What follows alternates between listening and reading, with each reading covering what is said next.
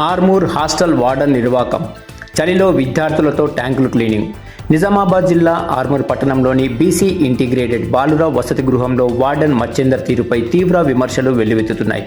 నిబంధనలకు విరుద్ధంగా విద్యార్థులతో హాస్టల్ పనులు చేయిస్తున్నట్టు ఈ కథనం పేర్కొంది.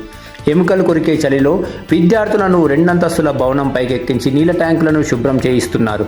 ప్రమాదవశాత్తు ఏమైనా జరిగితే పరిస్థితి ఏంటని స్థానికులు ఆందోళన వ్యక్తం చేస్తున్నారు. విద్యార్థులకు అందాల్సిన కాస్మెటిక్ ఛార్జీలను సొంతానికి వాడుకుంటున్నారని, హాస్టల్లో నాణ్యత లేని భోజనం పెడుతున్నారని ఆరోపణలు ఉన్నాయి. సమస్యల గురించి అడిగితే విద్యార్థులను, సంఘాల నాయకులను వార్డెన్ దుర్భాషలాడుతున్నట్టు సమాచారం.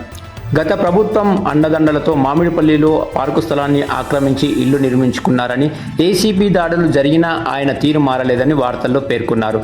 విద్యార్థుల ప్రాణాలతో చెలగాటం ఆడుతున్న వార్డన్ మచ్చేందర్పై విచారణ జరిపి తక్షణమే విధుల నుండి తొలగించాలని విద్యార్థి సంఘాలు, తల్లిదండ్రులు డిమాండ్ చేస్తున్నారు.